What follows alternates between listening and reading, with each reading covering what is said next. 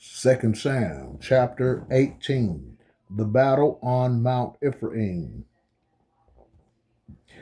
And David numbered the people that were with him, and set captains of thousands and captains of hundreds over them. And King David sent forth a third part of the people under the hand of Joab, and a third part under the hand of Abishai, son of Zeruiah, Joab's brother, and a third part under the hand of Ittai the Gittite. And the king said unto the people, I will surely go forth with you myself also.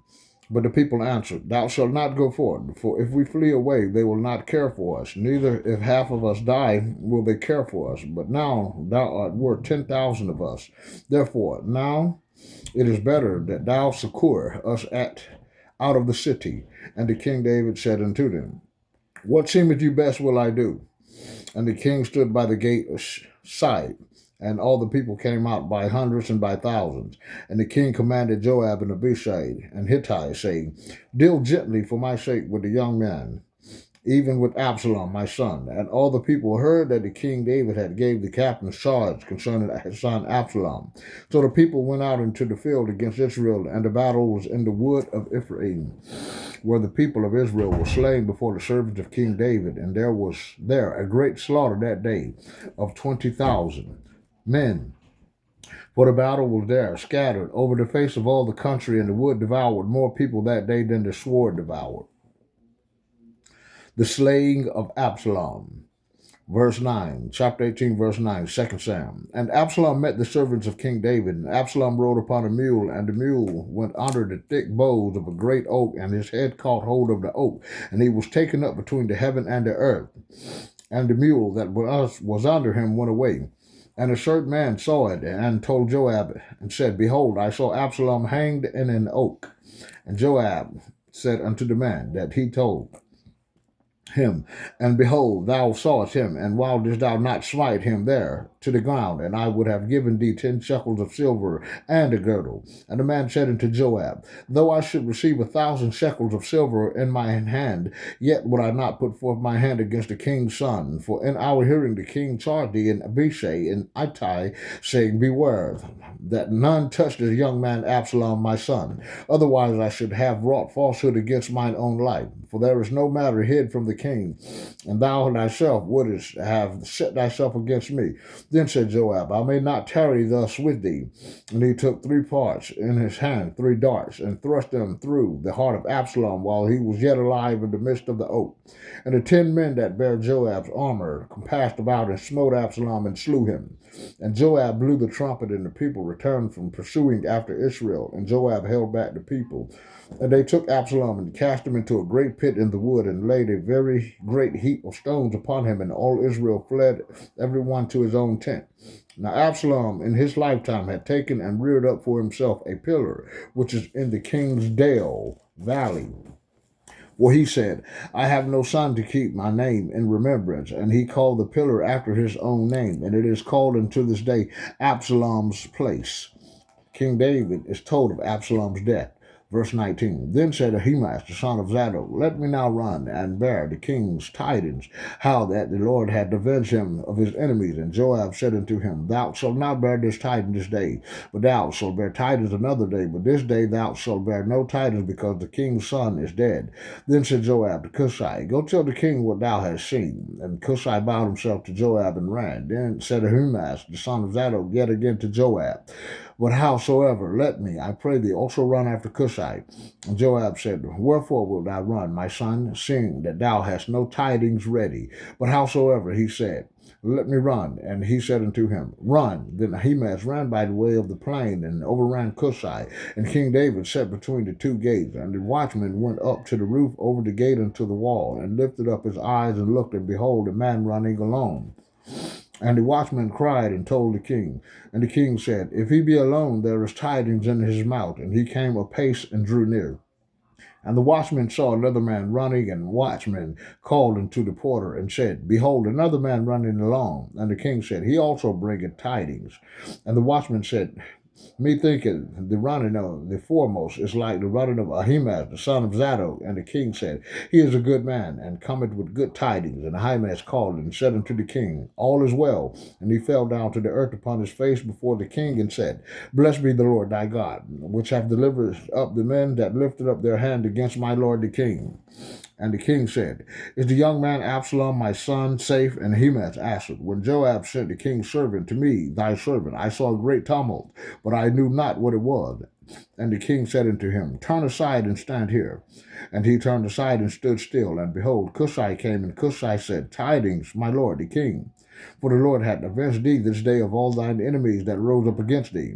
And the king said unto Cushai, Is the young man, my son Absalom, safe? And Cushai answered, The enemies of my lord the king, and all that rise against thee to do thee hurt, be it as thou, young man, is. The touching grief of King David. And the king was much moved, and went up to the chamber over the gate and wept. And as he went, thus he said, O my son Absalom, my son Absalom, would God I had died for thee, O Absalom, my son, my son. 2 Samuel chapter 19. Joab reproaches David. And it was told Joab, Behold, the king weepeth and mourneth for his son Absalom. And the victory that day was turned into mourning unto all the people. For the people heard say the day that how the king was grieved for his son. And the people gat them by stealth that day into the city, as people being ashamed still away when they flee in battle. But the king covered his face, and the king cried with a loud voice, O my son Absalom, O Absalom, my son, my son. And Joab came into the house to the king and said, Thou hast shamed this day the faces of all thy servants, which they have saved thy life, and the lives of thy sons and of thy daughters, and the lives of thy wives, and the lives of thy concubines, in that thou lovest thine enemies, and hatest thy friends. For thou hast declared this day that thou regardest neither princes nor servants. For this day I perceive that if Absalom had lived, and all we had died this day, then it would please thee well. Now therefore arise, and go forth, and speak comfortably unto thy servants. For I swear by the Lord, if thou go not forth, there will not tarry one with thee this night, and that will be worse upon thee than all the evil that befell thee from thy youth until now. Then the king arose and sat in the gate, and they told unto all the people, saying, Behold, the king doth sit in the gate. And all the people came before the king, for Israel had fled every man to his tent. King David returned to Jerusalem. And all the people were at strife throughout all the tribes of Israel, saying, The king saved us out of the hand of our enemies, and he delivered us out of the hand of the Philistines. And now he is fled out of the land for Absalom. And Absalom, whom we anointed over us, is dead in battle. Now therefore, why speak ye not a word of bringing the king back? And King David sent Zadok and Abiathar the priests, saying, Speak unto the elders of Judah, saying, Why are ye the last to bring the king back to his house, seeing the speech of all Israel is come to the king, even to his house? Ye are my brethren, ye are my bones and my flesh. Wherefore then are ye the last to bring back to the king? And ye say to Amasa, Art thou not of my bone and of my flesh? And do so to me, and more also, if thou be not captain of the host before me continually in the room of Joab. And he bowed the heart of all the men of Judah, even to as the heart of one man, so that they sent word unto the king, Return thou and all thy servants. So the king returned and came to Jordan, and Judah came to Gilgal to meet the king, to conduct the king over Jordan. And Shimei, the son of Zerah, and the Benjamite, was with Bahurim, hasted, and came down with the men of Judah to meet the king David. And there was 1,000 men of Benjamin with him, and Ziba, the servant of the house of Saul, and his 15 sons, and his 20 servants with him. And they went over Jordan before the king. And there went over a fiery boat to carry over the king's household, and to do what he thought good. And Shimei, the son of Zerah, fell down before the king as he was come over the Jordan, and said unto the king, Let not my lord impute iniquity upon me, neither do thou remember that which thy servant did perversely the day that my lord the king went out of Jerusalem, that the king should take it to his heart. For thy servant doth know that I have sinned. Therefore, behold, I am come the first day of all thy house of Joseph to go down to meet the Lord my king. But Abishai, the son of Zeruiah, answered and said, Shall not Shimei be put to death?